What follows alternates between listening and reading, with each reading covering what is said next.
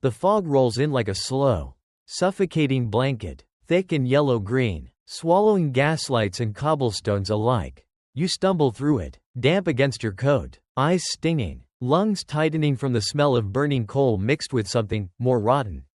Welcome to Victorian London, a city expanding by the hour, bursting with ambition, money, and life, but built on filth, disease, and desperate survival. Picture this. It's the 1850s in the East End. Streets overflow with mud and horse manure. Yet families sleep cheek to cheek in rooms so tiny. Your cough echoes off every wall. The Thames lazily winds through it all, but it's no longer a source of power or beauty. It's sewage, waste, and whispered fear. A place where cholera lurks and tuberculosis is a death sentence for 1 in every 4. In places like Bethnal Green, nearly **20% of children never saw their 5th birthday in mid-century. A laborer's life expectancy hovered around barely *37 years. Content reference, oocyte. 1, index equals 1. Meanwhile, disease met innovation in the everyday. Tuberculosis drove families to open-air shelters, found in parks, rooftops, even churchyards. Fresh air was the cure du jour, even if that meant children sleeping on public benches. Cholera outbreaks prompted the rise of street pumps and water filters. John Snow, in 1854, traced a deadly outbreak to a contaminated pump on Broad Street, marking the dawn of epidemiology and lending credence to germ theory over miasma. None of this happened overnight. London remained grim for decades, smoky, crowded, dirty. But each small innovation, a public toilet here, a street cleaner there, began to whittle away the coffin walls of filth. And yet, the city's heart beat onward. The city's pulse was powered by coal, steam trains, factories, the busy hands of millions hustling for a better life. London Canal's tunnels were carved beneath rivers, suburbs blossomed along train lines. While some escaped to leafy towns, most stayed, too poor to leave, too determined to stay. They washed in cold water, ate boiled oatmeal and tea, and hoped winter wouldn't bring fever again. One thing kept people going: community resilience. Sunday schools, temperance halls, gin palaces, music halls, they were not just entertainment. They were lifelines. Neighbors helped share coal. Women spun yarn in communal workshops.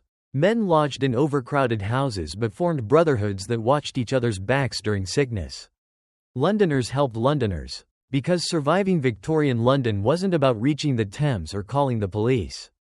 It was about folding yourself into the crowd, with dignity, defiance, and hope. So when you tuck in tonight, breathing air cleaner than Victorian gentry could, remember, somewhere a ragged child might be watching this city bloom, promising yourself one day to live beyond the fog. And in part 2, we'll explore nightlife and danger gaslight gangsters, opium dens, and the desperate currency of everyday courage. Because surviving London after dark meant more than avoiding disease. It meant escaping the wolves within the streets. You think the daylight streets were filthy? Wait until the sun goes down.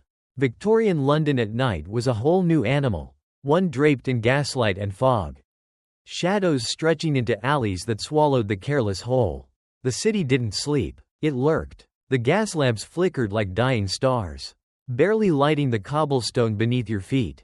And that was by design. Light was expensive, darkness was cheap, and in that darkness, danger had room to breed. Let's start with something simple: getting home. For the average worker or laborer, especially a woman, just walking home after a shift was a calculated risk. Street lighting was sparse, policing was minimal, and the further you got from central districts, the more the city resembled a Gothic novel written in grime and shadow.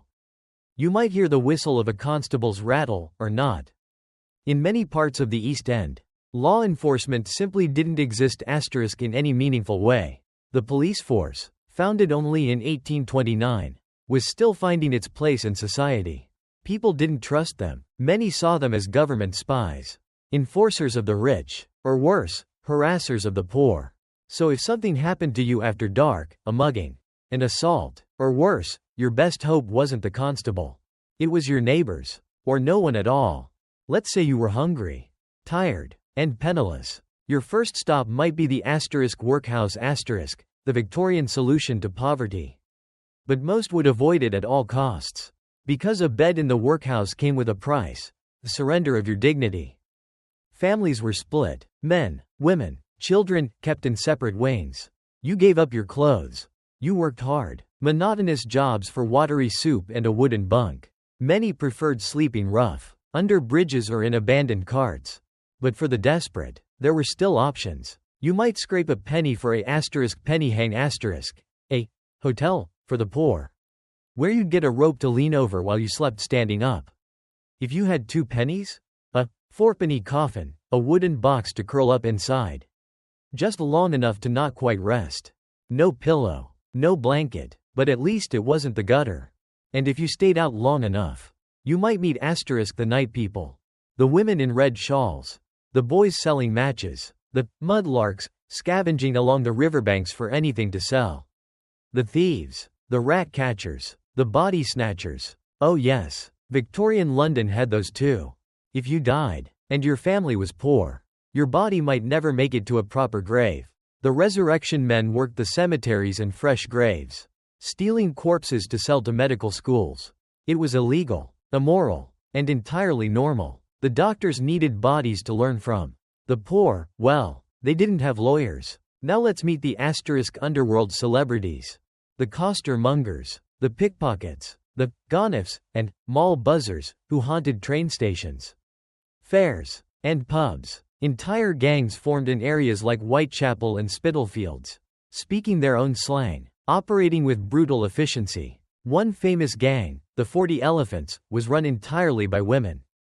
Elegant shoplifters who posed as wealthy ladies and emptied London's department stores of perfume, jewelry, and silks. They were graceful, well-dressed, and utterly ruthless. Then there were the opium dens, tucked into basements in Limehouse and Soho, lit by red lamps and thick with smoke. English gentlemen, sailors, dock workers, and criminals alike would come to lie back, pipe in hand, and drift into forgetfulness. It wasn't just a vice. It was a retreat from misery. And in the night, nothing was more terrifying than hearing nothing at all. Because silence, in Victorian London, meant someone was watching. The fog didn't just hide filth. It hid men like Jack the Ripper. Between August and November of 1888, 5 women, Mary Ann Nichols, Annie Chapman, Elizabeth Stride, Catherine Eddowes, and Mary Jane Kelly, were murdered in the East End. The killings were brutal. The city went into hysteria. And no one was ever caught. To this day, the case is unsolved. But here's the cruel truth. The Ripper terrified the rich. But to the poor? He was just one more predator in a city full of them.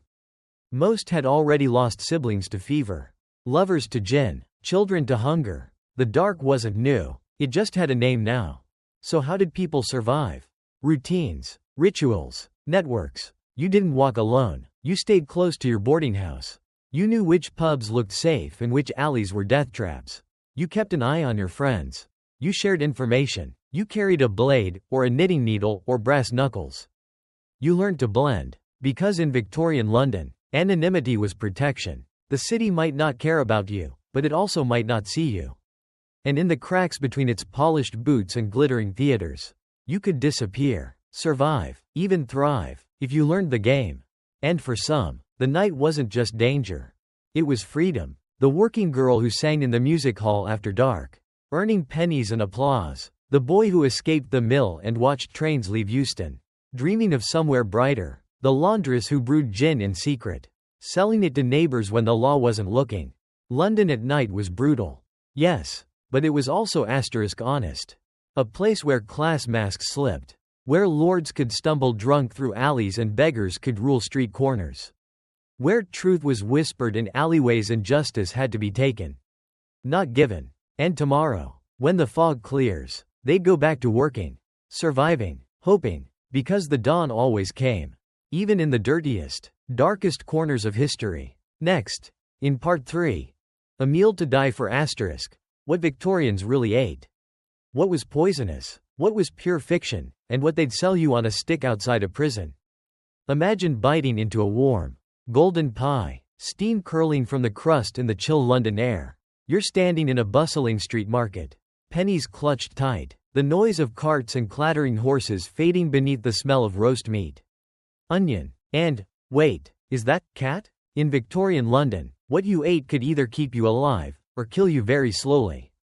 Let's not romanticize it. For the poor, food was fuel, not flavor. And even then, it was rarely enough. Start with breakfast. A working-class man might have nothing but bread and weak tea. If he was lucky, there'd be a smear of dripping beef fat saved from cooking, hardened in a tin. For children, it might be gruel, boiled oats in water, barely sweetened, if at all. No milk, no fruit, no meat, not before payday. And when payday came, that's when the real menu began. At the heart of every Victorian street was the *street vendor*, the hot pie woman, the chestnut roaster, the eels man. These people didn't just sell food, they sold hope. Hot, greasy hope in a paper cone or a tin dish. But here's the truth. Most of it was barely edible. Take the infamous penny pie. For 1 penny, you'd get a hand-sized pastry filled with mystery meat. What kind of meat? Well, that depended on the day.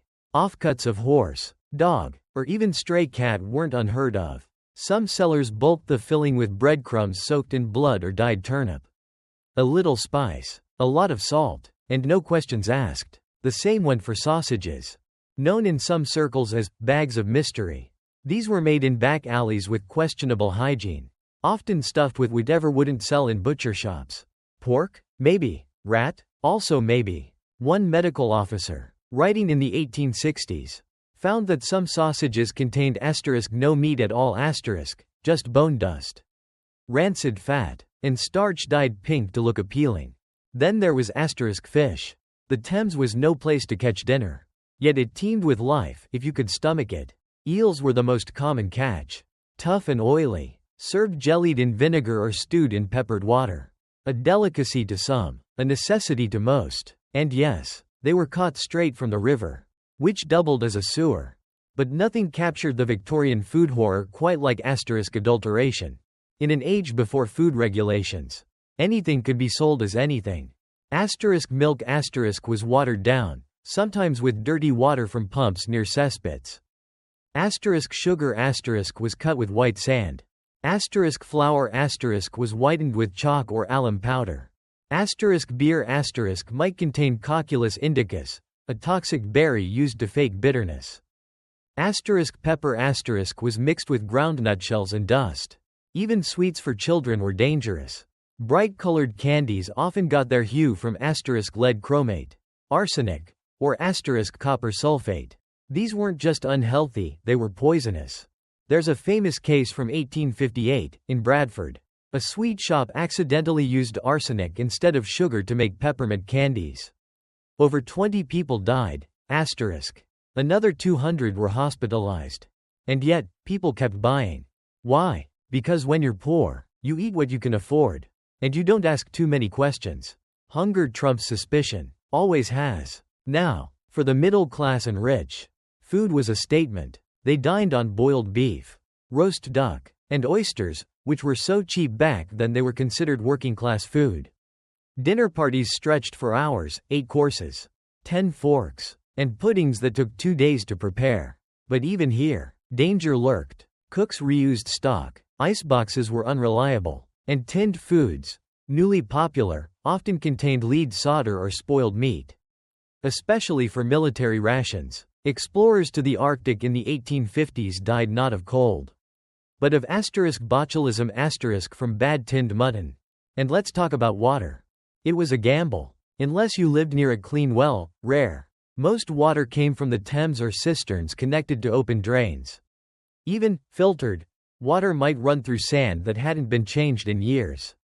Tea wasn't just tradition, it was survival. Boiling water killed the worst of it. Alcohol? Safer. Beer and gin were everywhere.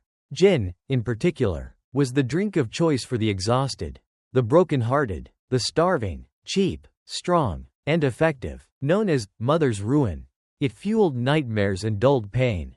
Still, amidst this grim menu, people adapted. Community kitchens opened by reformers like Thomas Barnardo began offering hot meals for pennies. Soup societies handed out thick vegetable stew to the poor, mostly cabbage, potato, and onion. Churches hosted bake sales. Children scavenged scraps from market stalls, bruised apples, split carrots, stale bread. And always, families stretched what little they had with ingenuity. Tripe was boiled until tender. Bone marrow was scraped and spread on toast. Broth was recycled over and over, perpetual soup. They called it bubbling on a stove for days, into which anything and everything might be added. It wasn't glamorous, but it was life. And sometimes, amidst all that grime and hunger, there'd be a moment, a rare gift. A plum pudding at Christmas. A roast bought with extra wages. Or hot potatoes roasted in a fire, shared between children with hands too cold to unwrap them fast enough. These weren't just meals. They were victories. Because surviving Victorian London meant winning 100 tiny battles every day. Against disease. Against poverty. And often, against your own body. But still they cooked. Still they fed their children. Still they gathered around firelight, scraping plates and telling stories. Because food, bad or not, wasn't just for nourishment. It was for hope. And in part 4, we'll go deeper into the lives of those who fed the city the butchers, bakers, costermongers, and even the black market dealers who made London's stomach growl and sigh. What did it mean to sell food in a city that could turn on you with every poisoned loaf? Stick around. The market opens before dawn. Fog clings to the cobblestones. Crates slam, metal clatters, and the cries of vendors begin to echo through the narrow alleys. Fresh herrings, one bellows. Hot cross buns, yells another. By the time most of London is waking, its underpaid army of food sellers has already lived through an entire shift. To sell food in Victorian London was to walk a tightrope between survival and scandal. Let's begin with the costermongers the street vendors.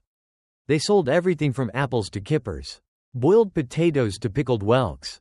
They weren't merchants, they were hustlers. Many didn't have legal licenses. They dodged police patrols like prey avoiding predators. Their cries were part performance, part battle cry, honed over years. A good vendor had rhythm, rhyme, and relentless lungs. One might shout, "Fine ripe strawberries. Buy them before the sun does." Or another, "1 a penny. 2 a penny. Eels with no bone." Every cry had a rhythm, a hook. But they weren't just selling food. They were selling speed the chance for a worker to grab a quick bite between shifts. And they were selling warmth because sometimes just holding a hot potato in your hand was enough to get through a winter morning. Yet these vendors lived under threat. The police viewed them as nuisances, cluttering walkways. Local councils passed bylaws to fine or evict them. And if they protested, they could be labeled agitators or socialists, terms often used to silence the poor. Still, they kept coming. Then came the butchers some revered, some reviled. A good butcher had connections. Meat was expensive. It had to be sourced, stored, and sold quickly before rot set in. Cold storage was unreliable, so many butchers relied on quick turnover, or, in some cases, deception. Old meat might be scrubbed with vinegar, rubbed with salt, or even re-dyed to look fresh. In poorer neighborhoods, some butchers sold only offal, lungs, kidneys, brains, stomachs. Pluck, it was called. Cheap, filling, often green around the edges. The risk of food poisoning was constant. Meat inspectors existed, but corruption was rampant. A few coins could get bad beef passed off as acceptable. And many shopkeepers relied on the ignorance of customers. Who could tell the difference between mutton and old horse? And then there were the bakers. The heart of the neighborhood. A good loaf could feed a family for a day. But bread, like almost everything, wasn't safe from tampering. Some bakers added alum powder to whiten cheap flour. Others stretched dough with ground bones or powdered chalk. The whiter the bread, the higher the price. So purity was a lie sold in color. Despite this, bread remained sacred. In a world of gruel and scraps, a thick crust could feel like royalty. And now, the black market, Every city has its shadows. Victorian London had entire districts built on illegal trade. Rotten meat? Sold at half price after dark. Stolen sugar? Repackaged in anonymous sacks. Gin brewed in back rooms. Poured into reused bottles and passed off as name brand. Milk was one of the biggest rackets. Dairymen watered it down shamelessly, sometimes with pond water. Sometimes worse. When infants died from diarrhea, the poor blamed fate. They didn't know they'd been feeding their babies poisoned milk. Reformers like Dr. John Snow, of cholera fame, fought to expose the truth. But progress was slow. Even tea leaves were reused, scraped from used cups, dried, and sold again, sometimes laced with iron fillings to fake weight. If you were caught, penalties ranged from small fines to public shaming in local papers. But most sellers were never caught. And even if they were, the system rarely protected the buyer. In a court of law, a poor man's stomach was never more believable than a rich man's supplier. Yet not every vendor was corrupt. Some were heroes in aprons. Women who baked extra rolls for neighbor children. Fishmongers who gave scraps to widows. Cooks who shared broth with sickly tenants. These were the real quiet revolutionaries, the ones who kept communities alive. One slice at a time. Take Mrs. Eliza Acton, one of the first people to write recipes with precise measurements, transforming chaotic kitchens into places of order and consistency. Or Alexis Sarr, the celebrity chef of his time, who opened kitchens during the Irish famine and helped modernize army cooking. They saw food not as luxury, but as dignity. Still, selling food wasn't just a livelihood. It was survival. If your pies were too good, rivals might report you. If your stall was too successful, a landlord might double your rent. If you were a woman alone, running a soup stall, you faced not only theft but harassment. The streets were rough, the customers rougher, but food sellers had tricks. Some cooked with their backs to walls to prevent theft. Others used their children as runners, watching for constables or scouting fresh stock. They formed alliances, sometimes even unions. And when riots broke out over bread prices, and they often did, the vendors were on the front lines. Because they knew, when the city went hungry, the streets turned savage. Yet even through cholera outbreaks, supply chain collapse, and brutal winters, the sellers remained. Their carts were lifelines, their cries, morning anthems. They fed the hungry, warned the gullible, and whispered truths the government didn't want heard. And in the cold dawn of a city ruled by smog and silence, they brought something better than nutrition. They brought connection. Because food wasn't just what filled your belly. It was what reminded you were still human. Next, in part 5, we go beneath the surface, literally, into the Victorian sewers, graveyards, and rivers. Because in a city that barely kept you alive, what happened after you died might have been worse. You might think that once you died in Victorian London, your suffering ended, but you'd be wrong. Death, in this city, was just another business, another system, and like everything else in Victorian life, it was rigged. Let's begin with the most basic question. Where did the bodies go? London was growing fast. By the mid-1800s, millions were packed into narrow streets, filthy tenements, and overcrowded parishes. But the dead? They had nowhere to go. The graveyards were full, literally bursting at the seams. Corpses were crammed in layers, often without coffins, with shallow dirt barely covering the remains. In St. Giles, one visitor wrote of bones poking through the soil, skulls peeking from broken turf. In winter, the ground froze solid. In summer, decomposition caused the earth to shift and split. The stench? Unbearable. And deadly. These were the miasma years, when people believed disease traveled by smell. So the air of the graveyard was seen not just as offensive, but dangerous. Foul-smelling air equals sickness equals death. And in truth, they weren't entirely wrong. Rotting bodies leached into water supplies. Rats grew bold, fat from flesh. Children played near churchyards, not knowing their shoes soaked in fluids the dead left behind. So the government acted, sort of. By the 1850s, the Burial Acts were passed. New cemeteries were ordered, larger, cleaner, placed far from the city center. One of the most famous? Highgate Cemetery. Gothic, dramatic, almost theatrical. A place where the rich could rest in style. Mausoleums with ironwork, tombs like temples, ivy curling over carved angels.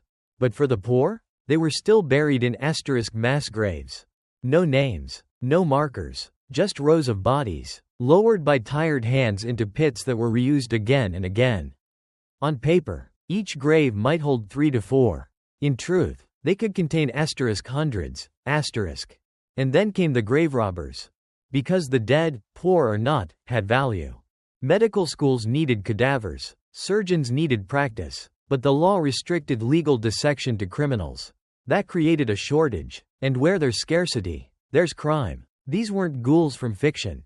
These were men with shovels, fast feet, and connections. They worked in silence, dug in moonlight, and had buyers waiting before they lifted the first corpse. Some even specialized. Infants were easiest to carry. Amputated limbs were sold by weight. Bodies with deformities fetched high prices. And worst of all, some didn't wait for death.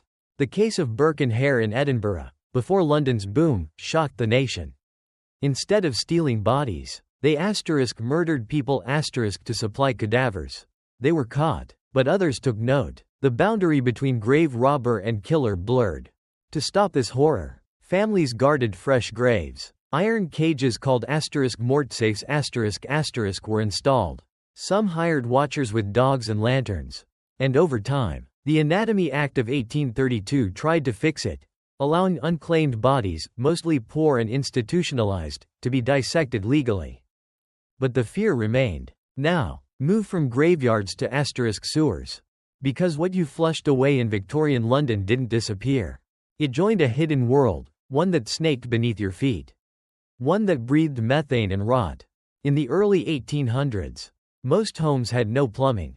Chamber pots were emptied into cesspools. Cesspools overflowed into streets. Streets washed into gutters, and gutters flowed to the Thames. Londoners called it the Great Stink.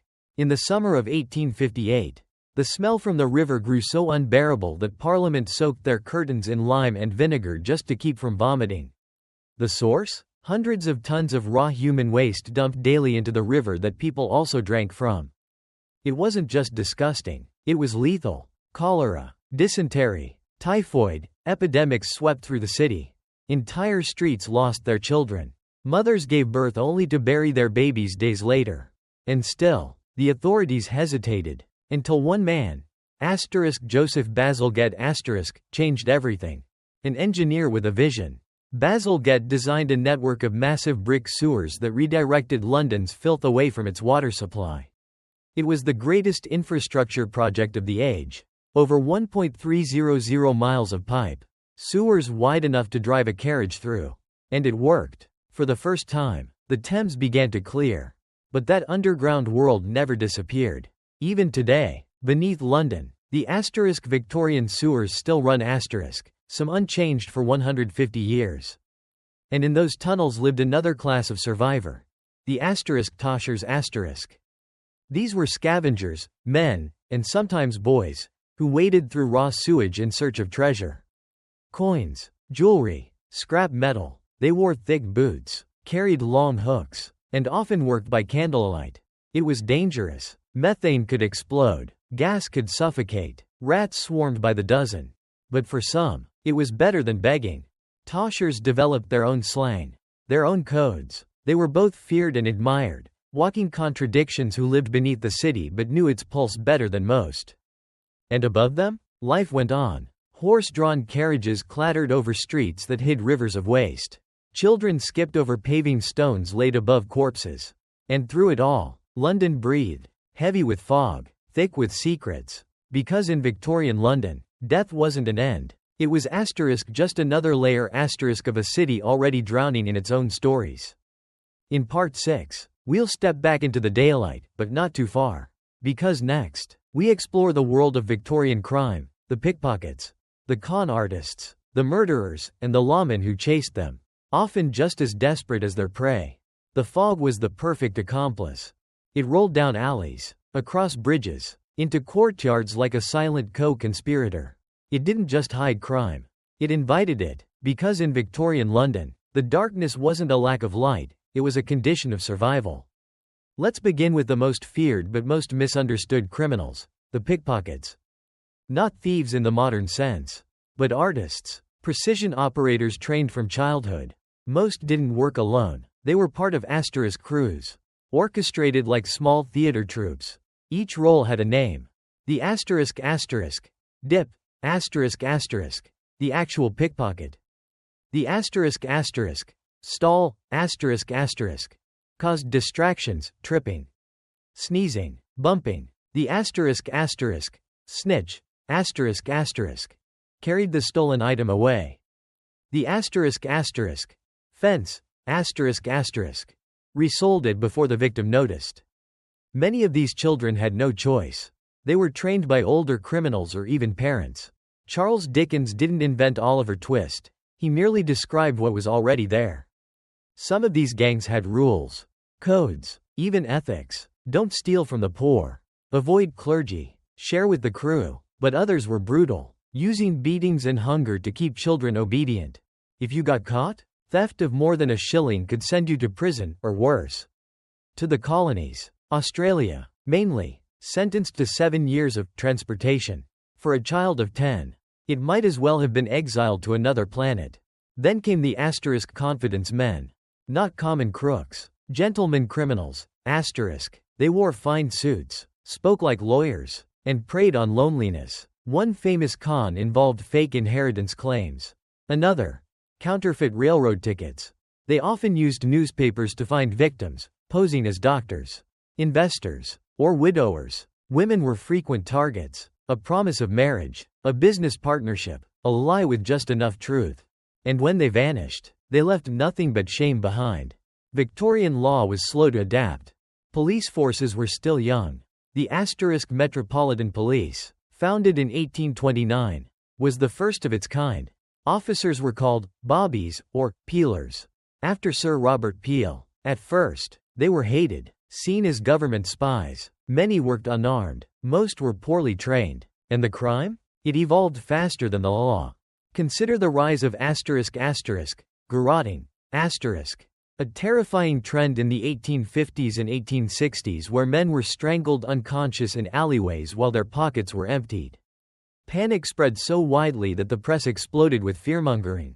The government responded with harsh laws, floggings, prison labor, public shaming. But were these attacks real or exaggerated? Many now believe it was a asterisk media-driven moral panic asterisk, a Victorian version of clickbait, stoked to sell papers and votes. Of course, some crimes were all too real. Murders in Whitechapel weren't just about Jack the Ripper.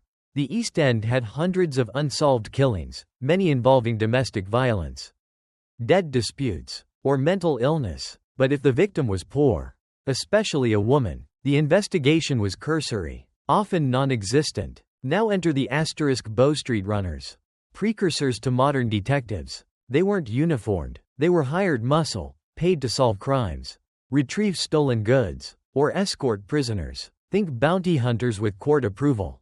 Over time, their role evolved into what we now call asterisk detectives. And yet justice in Victorian London was always negotiable. Wealth bought silence. Connections bent laws. A street thief might hang for stealing a coat, while a banker could ruin hundreds and walk free. Trials were public spectacles. The Old Bailey hosted some of the most famous cases, drawing crowds like theater. And prisons? They were designed not to reform, but to asterisk break. Places like asterisk Newgate Prison asterisk or asterisk Millbank asterisk were notorious for overcrowding, disease, and abuse. Solitary confinement could last months. Silence was enforced. Punishment wasn't just physical, it was psychological. Still, criminals adapted. They used cant, a thieves' slang, fake identities, and underground networks. Smugglers moved goods through the docks. Prostitutes formed protective rings in brothels. Even pickpockets organized resistance against constables, warning each other by tapping lampposts or coughing in code. But crime wasn't always violent. Sometimes, it was poetic, like the woman who sold fake love letters, written in exquisite hand, customized for every buyer, or the man who forged asterisk portraits of non-existent ancestors, selling them to nouveau riche families desperate to seem aristocratic. Even crime in Victorian London had asterisk aesthetic ambition. And yet, for all its grit and danger, London's underworld was human. A boy who picked a pocket might also feed his siblings. A woman who conned a stranger might be buying medicine for her child. A thief might turn informant. saving a dozen lives in exchange for one. Because the line between criminal and victim, in this city, was a matter of luck, a missed meal, a bad landlord, one wrong employer. So if you lived in Victorian London and managed to stay honest, fed, and free, you weren't just lucky. You were statistically improbable. In Part 7, we'll leave the criminals behind and walk into the next great shadow of the era, disease and medicine, Because when you got sick in this city, what they called a cure might kill you faster than the illness ever could. You wake up coughing. The air is damp, the window leaks, you're cold even under 3 layers of blankets. But you're sweating too, your chest rattles, and in your gut, you know, it's not just a cold. You're sick. And this is Victorian London. The first thing you fear isn't the illness. It's the doctor. Because in 19th century London, medicine was still balancing between science and guesswork. Or worse, superstition. Take a basic fever. Today, we know it's a symptom. Back then, doctors might decide your blood was too hot. So they'd bleed you, literally, with a knife or leeches. If you were lucky, just a few ounces. If not, you might faint before relief came, or die from the treatment itself. Let's say you had a cough. Maybe even tuberculosis, the white plague. You're told to rest. But rest where? In a shared tenement room with no ventilation? Surrounded by mold, rats, and 100 other coughing lungs? Victorian medicine offered remedies like opium syrup. Or chloroform steam. Or, yes, arsenic pills. Some doctors even prescribed a change in air a holiday to the countryside. Which, of course, only the rich could afford. And if you had no money? You went to the charity hospital. That is, if they accepted you. Hospitals then were terrifying places. Cleanliness was optional. Surgeons reused tools without sterilization. Anesthesia was rare. Most operations happened with you awake strapped to a table. Biting a stick, praying for unconsciousness, or death. Surgeries were often public. Students watched. Nurses were untrained. And death was expected. That's why hospitals were nicknamed gateways to the grave, Now imagine you're a woman. Medical care for women was even worse. Female symptoms were often dismissed as hysteria. The cure? Cold baths, isolation, or even removal of the uterus a hysterectomy done without proper anesthesia. And childbirth? It was war. In the slums, midwives delivered babies in candlelit rooms with no sanitation. Puerperal fever, childbed fever, killed thousands of mothers a year. Why? Because doctors would go from dissecting a corpse straight to delivering a baby, without washing their hands. It took decades for the idea of germs to catch on. Ignaz Semmelweis, a Hungarian doctor, proved hand-washing reduced deaths. He was mocked, institutionalized, died in disgrace. It wasn't until Joseph Lister introduced antiseptics in the late 1860s that hospitals began shifting toward hygiene. But that was too late for many. Then came cholera. 3 massive outbreaks swept through London. The water was poisoned, but no one knew it. The dominant theory at the time? Miasma bad smells cause disease. So efforts focused on perfume, fresh air, and burning herbs. It wasn't until John Snow a doctor with a hunch, traced a cholera outbreak to one water pump on Broad Street that things began to change. He removed the pump handle. The deaths stopped. It was one of the first examples of epidemiology mapping disease to find its source. Snow's map didn't just save lives. It changed science. Still, many refused to believe him. Because if the air wasn't to blame, what else had they misunderstood? Now, step back into your sick room. You might have sent for a chemist a kind of pharmacist who mixed tonics by hand. His shelves held jars of mercury, turpentine, and powdered rhubarb.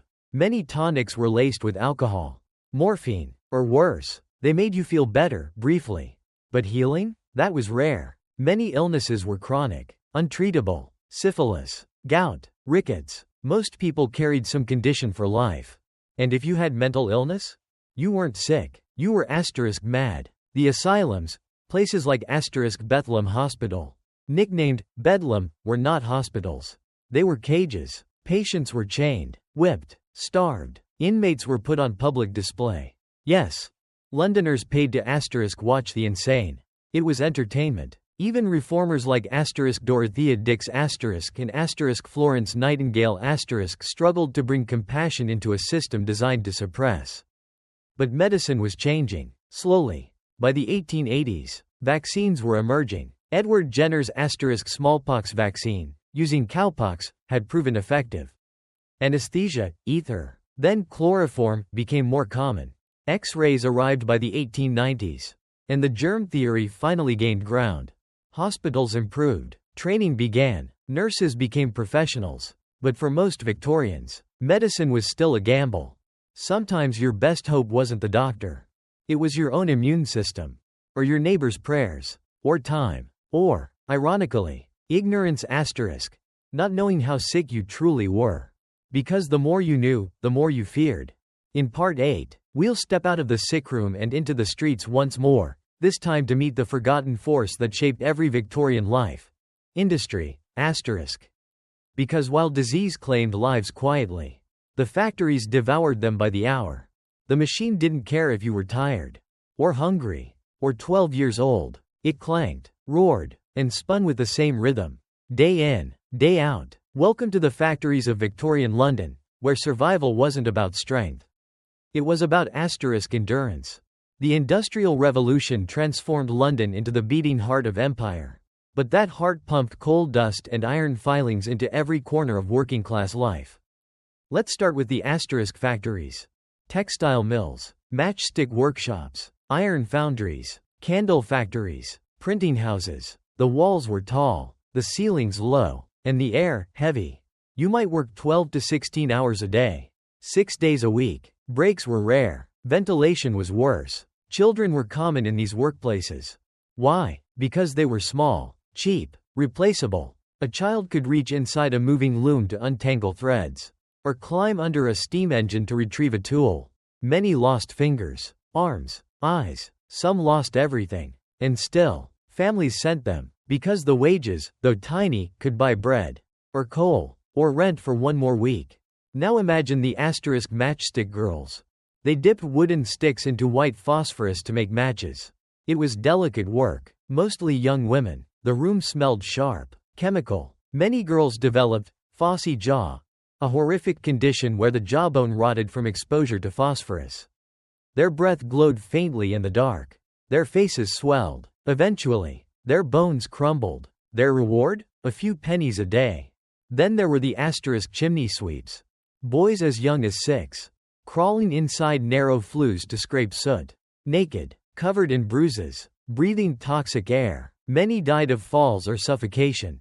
Others developed chimney sweeps cancer, a form of scrotal cancer from constant exposure to soot. It was one of the first occupational diseases ever recorded. Why did no one stop it? Because London needed heat, and chimneys had to stay clean.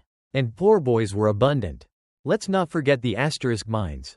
While most were outside the city, coal powered everything, from street lamps to factory boilers.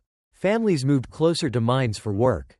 Inside, gas leaks, collapses, and explosions were daily risks.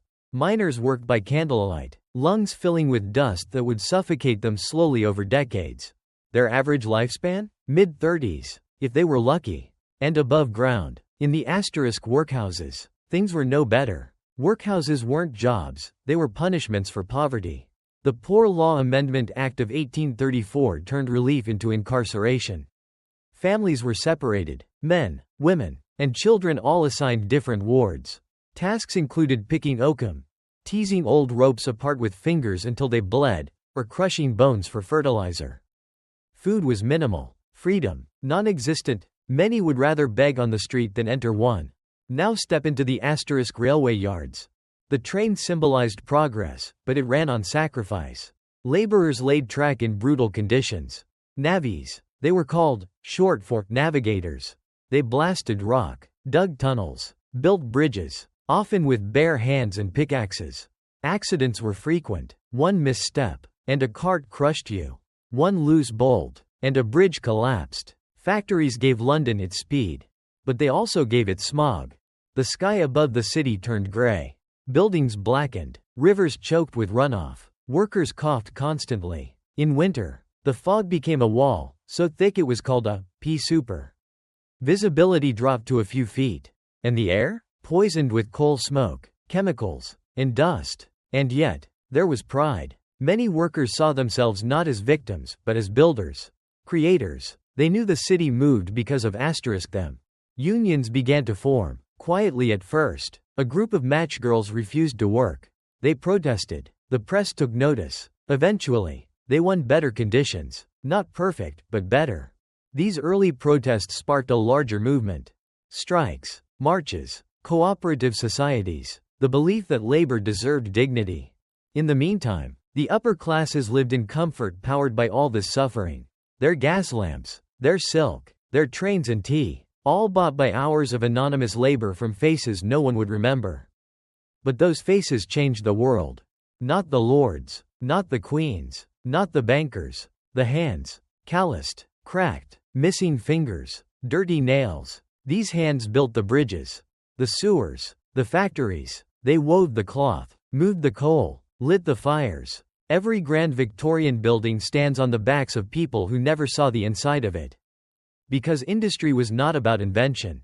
It was about extraction. Of time, of youth, of life. So if you walked through London's streets in the 1850s and saw the smoke rising from chimneys, the gears grinding in factories, the trains hissing into stations, remember what powered it all. Not steam, not coal. People, asterisk. In Part 9, we'll turn to the cultural mirror of this industrial age, entertainment. Because even in hardship, Londoners sought escape, whether in music halls, magic shows, or the very first whispers of cinema, asterisk the show must go on. You've worked 16 hours. Your clothes are damp with sweat and soot. Your stomach half full, your lungs aching, and yet, you crave something else. Not food, not sleep, but escape. And in Victorian London, escape came in the form of entertainment cheap, loud, strange, and often completely unhinged. Let's begin with the music halls. Dimly lit, full of tobacco smoke, packed with every class of society shoulder to shoulder. Performers took the stage one after another, singers, comedians, acrobats, dancers, animal acts, ventriloquists. It was chaos, but it was glorious. The songs were catchy, sometimes lewd, always memorable. Champagne Charlie and My Old Man Said Follow the Van became household earworms. The audience didn't sit politely, they shouted, cheered, booed, sang along. Music halls were the Netflix of the 19th century. Variety, bingeable, addictive. But if you couldn't afford even that, there were the street performers. Penny musicians, fire breathers, Punch and Judy puppet shows with squawking voices and violent slapstick. Human statues, snake charmers. You didn't need a ticket, just a few minutes to pause between chimney sweeps or coal deliveries. Children crowded around organ grinders with dancing monkeys. Grown men laughed at a man pretending to be a dog. Reality blurred. For a coin or two, the ordinary became absurd. Want something darker? Victorian London offered freak shows curiosities of the human body. The Elephant Man, bearded ladies, living skeletons, giants, conjoined twins, people with dwarfism, disabilities, diseases. The audience? Fascinated, horrified, delighted. These shows played into every fear and fantasy of the era. They were cruel, but also sometimes the only way disabled people could earn a living. Some even became celebrities in their own right. Now let's move indoors. To the magic theaters. Magic was booming. Illusionists like John Henry Anderson, known as the Wizard of the North, dazzled crowds. He pulled rabbits from hats, cut people in half, vanished in smoke. But it wasn't just tricks. It was rebellion against science. Logic, the daily grind. Magic offered mystery in an age that worshipped machines. And then there were seances. Dark rooms, floating tables, knocking sounds, ghostly whispers. Spiritualism exploded after the death of Prince Albert left Queen Victoria devastated. Suddenly, everyone wanted to talk to the dead. Mediums, often women, claimed they could channel spirits. People believed, desperately, a dead child, a lost mother, A soldier never returned from Crimea. Of course, many seances were faked, hidden wires, candlelight illusions, but for a grieving Londoner, hope was worth more than truth. Entertainment wasn't just distraction, it was therapy. Now picture the asterisk circus. The arrival of a traveling circus was a citywide event. Horses pranced through the streets to announce the big top. Acrobats tumbled in the mud. Clowns juggled on narrow cobblestones. And under the tent? Lions, tightrope walkers, cannonball men. The spectacle was real, but so was the danger. Accidents happened. Animals escaped. Tents caught fire. But people came back, again and again, because inside the rain, the laws of Victorian misery didn't apply. In the 1890s came a new marvel, moving pictures. It started with shadow theaters, cut-out figures behind backlit screens. Then magic lanterns, glass slides projected with oil lamps. But then, the asterisk cinematograph asterisk arrived. Moving images, 10-second films, people running, trains arriving, a baby sneezing. Audiences gasped, screamed, some fainted. One of the first short films showed a train pulling into a station. People thought it would burst through the screen. Cinema had been born. And Londoners, especially the poor, embraced it. Because it was cheap. And because it didn't require reading, or language, or even thought. It just was. And there was asterisk literature. London never truly slept. Even in the dead of night. There were footsteps, quick, hesitant, watching. The gaslights flickered. The fog thickened. And somewhere, in the shadows, someone disappeared. Victorian London wasn't just the city of progress. It was the city of crime. Let's start with the simplest kind, asterisk theft. Pickpockets were everywhere. Children mostly, trained from as young as 6. They worked in groups, slipping through crowds, brushing against codes, vanishing with watches, wallets, or handkerchiefs. White children, because adults were hanged. Kids were pitied. Some were caught, others sent to reformatories or prison hulks. But many never were. They melted into the crowd like ghosts. Oliver Twist wasn't just a story. It was a documentary, thinly veiled in fiction. Then there were the asterisk burglars. These weren't masked, elegant gentlemen cracking safes. They were desperate men with crowbars. Poor doors offered no protection. Locks were primitive. Night watchmen were few. And even if you called the police, what then? The asterisk Metropolitan Police, founded in 1829, was still young, nicknamed Bobbies, after Sir Robert Peel. Their uniforms were neat, their truncheons short, their authority questioned. They patrolled without guns. Many Londoners distrusted them, thinking them spies of the upper class. And so, the criminals flourished. But nothing compares to the fear stirred by asterisk Jack the Ripper. 1888, Whitechapel. 5 women murdered, horrifically mutilated, left in alleys or doorways. The killings were so brutal, so precise, that rumors spread. A doctor? A butcher? A royal? The truth? Still unknown. What we do know, the Ripper letters. The taunting messages sent to police. Some signed, "From Hell." The panic that gripped the East End.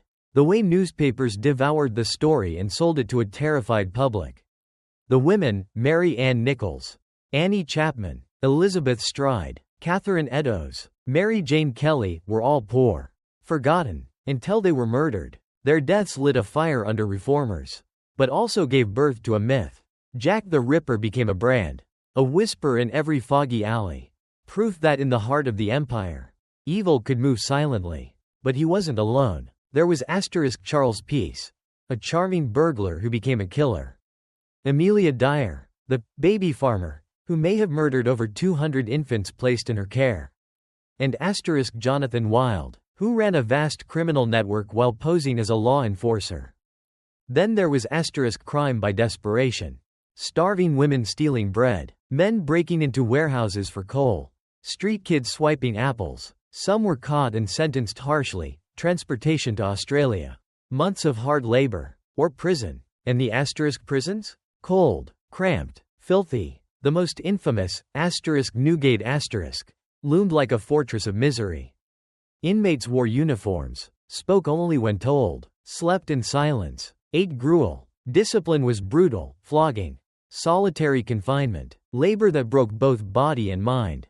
But even prison couldn't compare to the asterisk gallows. Executions were public spectacles. Tens of thousands gathered. Vendors sold souvenirs. Gallows songs were sung. For the condemned, there was little dignity. Some were drunk. Others wept. A few shouted curses as the rope tightened. Until 1868, executions were done in public. After that, they moved indoors, but the fascination didn't die. Crime sold newspapers. It also sold fear. And in that fear, the Victorian detective was born. Enter the fictional sleuths, Sherlock Holmes, Inspector Bucket, circa Auguste Dupin, but behind them stood real-life figures like Detective Inspector Edmund Reed or Frederick Aberline. Who chased the Ripper through Whitechapel? They smoked pipes, studied footprints, read letters in candlelight. They represented something new, the idea that science could conquer chaos. But did it? For every solved case, a dozen went cold. Records were poor. Forensics primitive. Fingerprints weren't even used until 1901. Blood types? Later. DNA? A century away. So Victorian justice was often blind. Sometimes cruel. Sometimes bought. And if you were poor, your chance of justice? Slim. Yet amidst this dark underworld, there were glimmers of reform. Penal colonies were abolished. Child labor laws tightened. Workhouse conditions slowly improved. Charities and reformers pushed back. But for the average Londoner, crime was a constant. Not just murderers or thieves, but the crime of poverty. The crime of hunger. Of being born on the wrong side of a wall.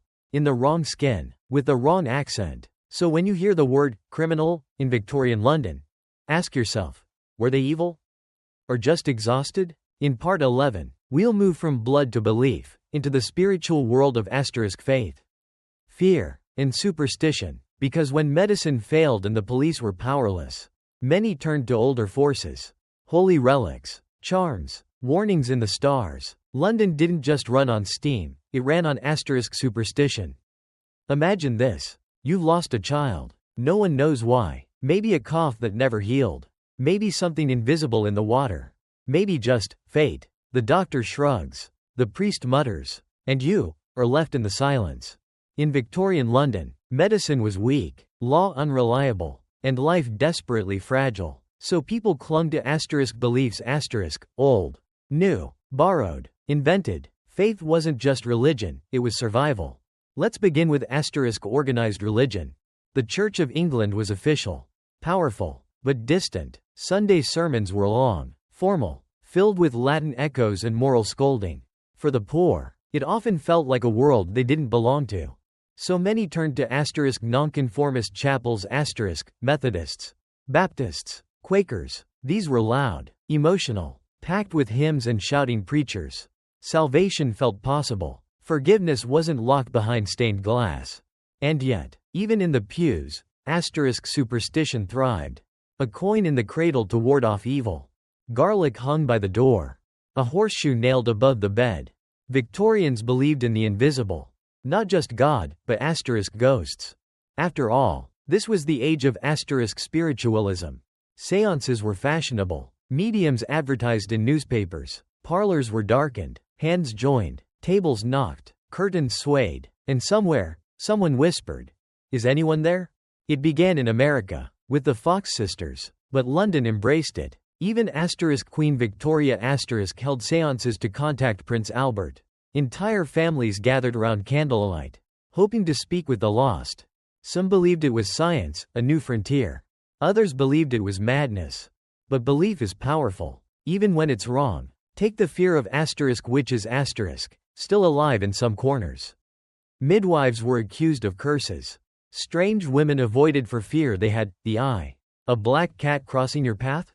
Bad luck. Breaking a mirror? 7 years of misfortune. Children were warned not to whistle indoors. Not to point at the moon. Not to sleep with feet toward the door, lest the spirits carry them away. These weren't just stories. They were rules, invisible laws, social codes passed from mother to child. They filled the gaps science couldn't yet explain. And what about dreams? Entire books were published decoding them. Dreaming of teeth falling out? Death. Of fire? Change. Of flying? Escape. People recorded their dreams like detectives, searching for signs, omens, guidance. Because in a world of random suffering, meaning asterisk mattered. Now let's talk about asterisk death. Victorians were obsessed with it. They photographed the dead, propped up, eyes painted open, dressed in their finest. These photos were cherished, touched, kissed. Funerals were massive affairs. Mourning clothes worn for years. Widowhood was practically a profession. Mourning jewelry was made from hair of the deceased, woven into rings, brooches, lockets. Why? Because death was everywhere, and facing it became an art. Even asterisk coffins asterisk had superstitions. Some were designed with strings connected to bells above ground, just in case you were buried alive. Called safety coffins, they were a real product, marketed to the paranoid, and not without reason. Stories circulated of people waking underground, alive, scratching, screaming. Superstition also crept into asterisk medicine. Many believed diseases came from asterisk miasma asterisk, bad air. So herbs were hung in doorways. Streets sprinkled with lime. Doctors wore amulets. Pregnant women carried charms to protect the unborn from the evil eye. And when cholera came, or tuberculosis, or smallpox, science didn't save everyone, so people prayed, lit candles, whispered spells. And then came the asterisk fortune tellers. Tea leaves, palm lines, crystal balls. From street corners to back alleys. They read your future for a coin. Some were frauds. Some were gifted. All were believed. Because when your life is uncertain, any answer is better than none. Even the stars were consulted. Astrology asterisk flourished in newspapers and books. The position of Mars, the angle of the moon, signs that maybe today wouldn't be the day you lost everything. But perhaps the strangest belief of all? The asterisk power of silence. It was said that speaking aloud of fear could make it real. So many held their grief quietly, their hopes quietly, their terrors quietly. They smiled, and they prayed, whether to God, ghosts, or nothing at all. Victorian London wasn't just steam and soot. It was a city humming with invisible things. Beliefs that whispered in the night. Superstitions tucked into coat pockets. Charms pinned beneath corsets. Because when the world outside was cold and brutal, sometimes magic, real or not, was the only warmth. In part 12, we arrive at the end of our journey. A night walk through the streets of London itself. What you'd hear, see, and smell as the lamps flickered. The city exhaled, and time marched forward into the 20th century.